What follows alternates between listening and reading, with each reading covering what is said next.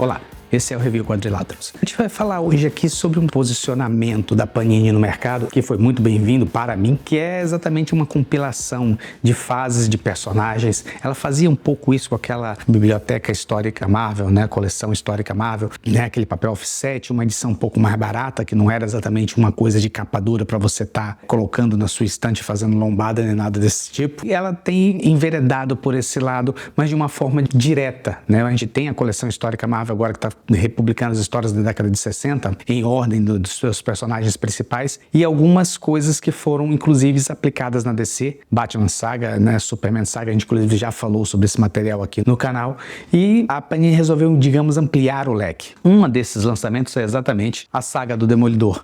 Como eu falei, aquela coisa daquela revista que não é tão, se bem que hoje em dia falar que é algo mais barato um tanto quanto circunstancial, mas é um material mais barato do que aquele material em capa dura. Você tem aqui uma capa cartonada, o papel dentro muito legal, uma impressão muito boa, a tradução, a adaptação, tudo isso maravilhoso. E é uma coleção que tem feito um certo sucesso, assim, com os fãs, porque muita gente gostaria de ter visto ou relido essa fase, que foi a fase escrita por Ann Nocenti e desenhada por John Romita Jr., né, em sua maioria, apesar de que a gente tem alguns outros desenhistas aqui, inclusive o Rick Leonardi, que é um desenhista foge do meu estilo, mas é um desenhista que eu gosto bastante. E as histórias, né, onde aparece a Meredith Floyd, o Rei do Crime, é uma nova situação em que, após a última saga do Miller, ele tinha deixado o Demolidor completamente acabado e de repente você tem aquele Matt Murdock voltando a incomodar o Rei do Crime numa situação de que, inclusive, tem essa parte muito bem escrita e bem desenhada, em que o Rei do Crime ele tá fazendo exercício e de repente ele se incomoda com uma mosca e quer matar a mosca com halteres que ele tá segurando. E é basicamente essa situação dessa dinâmica entre ele e o Demolidor. O Demolidor é aquela mosca insistente que nunca consegue se livrar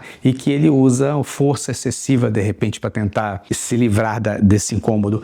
E tem alguns pontos extremamente interessantes, tem inclusive uma história que ela é publicada e a Panini acertou muito em estar publicando esse encontro do Demolidor com o Justiceiro e na verdade publicando tanto a história do Demolidor quanto a história do Justiceiro desse encontro, que na verdade não é exatamente uma continuação uma da outra, porque as histórias se passam em paralelo. É basicamente quando você vê uma situação vista pelos olhos do Demolidor e outra vista pelos olhos do Justiceiro e o quanto isso, na verdade, trouxe para cada um deles individualmente. Eu lembro que eu li essa história há muito tempo atrás, inclusive na época das Super Aventuras Marvel, e tinha achado fenomenal. Foi bem interessante rever essa história agora, né, em formato americano, em uma tradução mais apurada. Quanto ao efeito que ela fez em mim, nem tanto. Na verdade, o roteiro da Ann Nocenti não é exatamente aquela coisa de primazia que você vai dizer que coisa maravilhosa, tá? Eu, pelo menos, não sou tão fã dessa fase dela, mas é que em comparação com outras fases do personagem, essa fase chega a ser primorosa, talvez pela comparação. Mas a impressão que eu tenho é que o Demolidor virou um personagem, depois que Frank Miller mexeu com ele, em que todo escritor que vinha para poder encarar o personagem,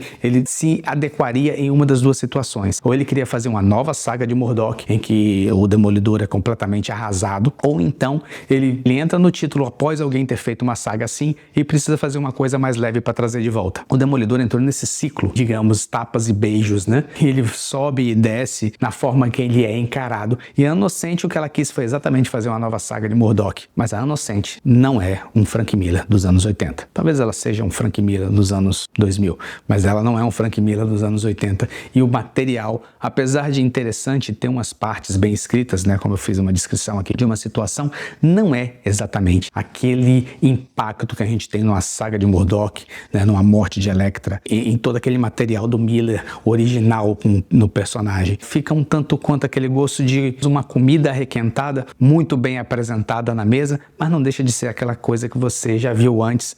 Na verdade, essa foi uma experiência meio mista para mim, né? Tá revendo esse material da Ann Nocenti, que eu tinha uma certa imagem na minha cabeça, e perceber que, na verdade, ou o material não envelheceu muito bem, ou eu não envelheci muito bem, ou os dois. Mas não deixa de ser um material interessante, um material clássico, e em comparação com várias fases do personagem anteriores e posteriores a essa, chega a ser um material muito bom. E esse lançamento da Panini me agradou, de um modo geral, por estar recontando tudo isso, fazendo esse resgate, e eu acho que isso é muito interessante no quadrinho hoje em dia, esse resgate desse período áureo, esse resgate desses períodos que dizem muita coisa ao leitor, apesar de que eu acho que se a gente começar a viver só disso, e eu falei isso recentemente num outro review aqui, e não houver uma renovação do nosso público, de repente a mídia quadrinhos, principalmente de super-heróis, estaria fadada a estar desaparecendo quando os dinossauros que ainda leem as histórias também forem desaparecendo desse mundo. Mas é aquela coisa de vamos ver no que vai dar e vamos estar aqui acompanhando. Esse foi o Review Quadrilato. Se você gostou, nos acompanhe, dê seu like. Até a próxima.